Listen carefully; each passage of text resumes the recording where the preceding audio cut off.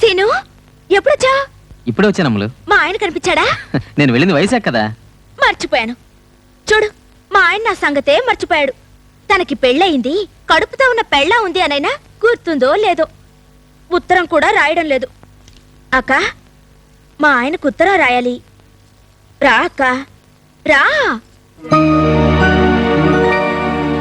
ప్రియమైన శ్రీవారికి, మొన్న రాత్రి మీ మీద పీడకల వచ్చింది. రాత్రంతా ఏడుస్తూనే ఉన్నాను. ఇవన్నీ ఉత్తరాలు ఎందుకమ్మా? నిజం అక్క. సరే చెప్పు. మన కొడుకు పుట్టినా కూతురు పుట్టినా అక్క పేరే పెట్టుకోవాలి. నా పేరా? వద్దమ్మా, సీత పేరులోనే కష్టాలు కన్నీళ్లు ఉన్నాయి. అవుంటేనే బతుకు విలువ తెలుస్తుందక్క. ఇదే నా చివరి ఉత్తరం. అమ్ములు, ఊరికే బెదిరింపక్క. ఆయన ఉత్తరాలు రాయకపోయినా నేను రాస్తానుగా. రాసావా? ఇదే నా చివరి ఉత్తరం. మీరెక్కడున్నా పెళ్ళాన్ సంగతి మాత్రం మర్చిపోవద్దు. అక్క, సీను, పెద్దాయన అందరూ క్షేమం. అన్నట్టు చివరిగా ఒక ముక్కరే. స్కూటర్ స్పీడ్ గా పోనివ్వద్దు. ఏదైనా అయితే తట్టుకోవడం నా వల్ల కాదు. ఇట్లు అమ్ములు. నేను వెళ్ళి పోస్ట్ డబ్బాకి దండం పెట్టి ఉత్తరం చేరగానే నా మొగుడి చేత వెంటనే జవాబు రాయించి పోస్ట్ డబ్బా అని మొక్కుకుంటాను. కడుపుతో ఉన్న పిల్లవి, నీకెందుకమ్మా శ్రమ? నేనే పోస్ట్ చేస్తాను.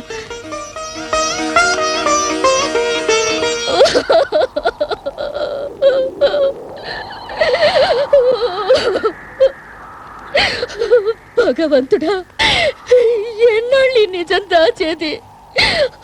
పిచ్చిది తన భర్త వస్తాడని ఎదురు చూస్తుంది.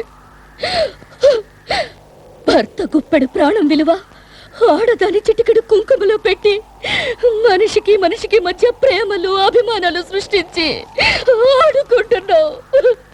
అమ్ముల భర్త ప్రాణాలు తీసుకురావడానికి నేనేమి దేవతను కాను. ఎక్కడున్నాడో ఏ లోకానున్నాడో తెలియని అతనికి ఈ ఉత్తరం ఎలా అందించను?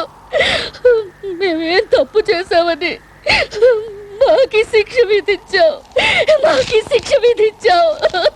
చెప్పు చెప్పు, ఎందుకు శిక్ష?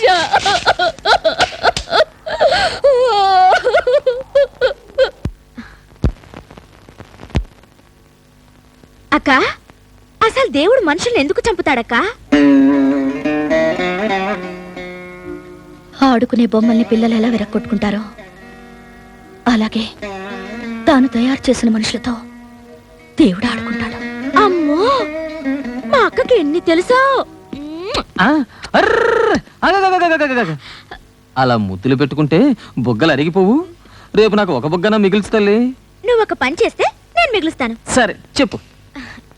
నువ్వు వెంటనే వెళ్ళి నా మొగుణ్ణి తాళ్లతో కట్టేసి ముసుగేసేసి మోసుకుంటూ నా దగ్గరికి తీసుకురావాలి. నీ వల్ల కాకపోతే నలుగురు మనుషుల్ని తీసుకెళ్ళు. మారుతాయి. ఎక్కడున్నావు? ఎక్కడున్నాడు? ఇక్కడున్నాడా?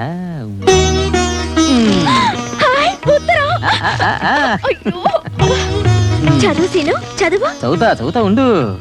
లక్ష్మీ సౌభాగ్యవతి అమ్ములకు వేధవ. సౌభాగ్యంలో బాగా ఒత్తులేదు. ఏం చదువు చదివారా బాబు? అయ్యో, తప్పుల తర్వాత చదువు. నీ ఆరోగ్యం ఎలా ఉంది? నాకు రావాలని ఉన్న ఆఫీసు పనుల వల్ల నేను రాలేకపోతున్నాను.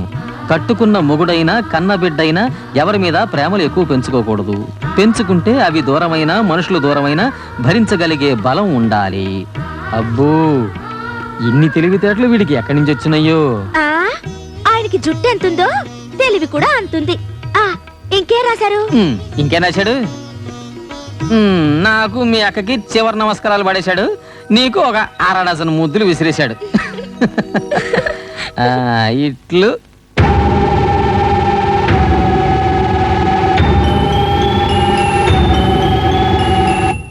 మారుతి ఉత్తరంలో ఏం రాశాడో తెలుసా?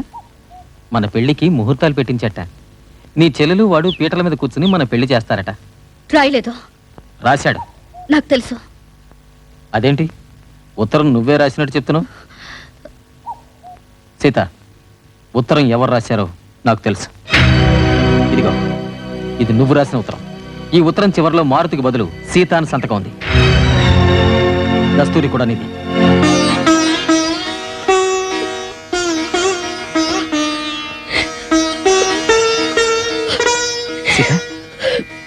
ఏమైంది? ఎందుకు ఏడుస్తున్నావు? చెప్పు సీత, ఏమైంది? మారుతి చచ్చిపోయాడు సీను. కాదు, చంపేశారు. ఈ నిజాన్ని ఎవరికి చెప్పలేక నా మనసును శ్మశానం చేసుకుని అందులో మారుతి మరణాన్ని దాచుకున్నాను.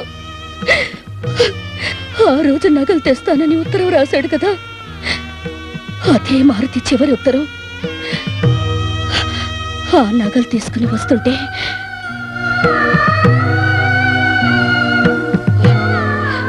మారుతిని మా నాన్న చంపేశాడు సీను. మా నాన్న చంపేశాడు. ఊరుకో సీత, భరించే శక్తి ఉన్న వాళ్ళకే కష్టాలు. లేదు శ్రీను, కష్టాలు అనుభవించడంలో నాకున్న అనుభవం ఎవ్వరికీ లేదు. చిన్నప్పటి నుంచి నా నీడే కాదు, బాధలు, కష్టాలు, కన్నీళ్ళు అన్ని నా వెంటే వస్తున్నాయి. ఇక ఇక నా ఓపిక చచ్చిపోయింది సీను, చచ్చిపోయింది. మరి ఇన్నాళ్ళు ఈ విషయం మాకెందుకు చెప్పలేదు? ఒకరికి చెప్తే 10 మందికి తెలుస్తుందేమోనన్న భయం. అంటే నీకు మేము ఆత్మీయులుగా నీ కష్టాలు పంచుకునే వాళ్ళగా కనిపించలేదా తల్లి? ఆనందమైతే ఆత్మీయులతో పంచుకోగలం కానీ నా ఆవేదనని మీకు పంచలేక గుండె బంట బారు జీవోత్సవంలా బ్రతుకుతున్నాను. పోనీ అమ్ములకి ఈ విషయం నెమ్మదిగా చెప్తే? వద్దు పెద్దయినా, ఈ నిజం తెలిస్తే అది బ్రతకదు. మొన్నసారి ఏమందో తెలుసా, భర్త చావు వార్త వినకుండానే చచ్చిపోయే భార్య చాలా అదృష్టవంతురాలా కాంది. ఈ భయంతో ఆ నిజాన్ని నీలోనే దాచుకుని ఎన్నాళ్ళిలా కుమిలిపోతావమ్మా. భగవంతుడు అమ్ములకు భర్తను లేకుండా చేస్తే అక్కను కూడా లేకుండా నీకు నువ్వే చేసుకుంటావా? అమ్ములకు నిజం తెలిసే లోపు నేను చచ్చిపోతే బాగుంటుంది. సీత, ఏమిటా మాటలు? అవును సీనా, కోరుకున్న వాళ్ళకి చావు రాదు. నేను చావదు. నేను చావకుండా అమ్ముల్ని బ్రతికించుకోవాలి. బిడ్డలు పుట్టాక భర్త మీద ప్రేమ కన్న బిడ్డల మీద పోతున్నట్టుగా అదే నిజమైతే అమ్ముల తల్లి అయ్యాక ఈ నిజం తెలియాలి.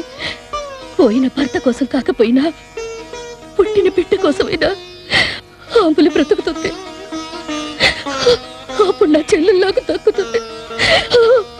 భూదేవి ఓర్పు గలదని విన్నాను, ఇప్పుడు చూస్తున్నానమ్మా.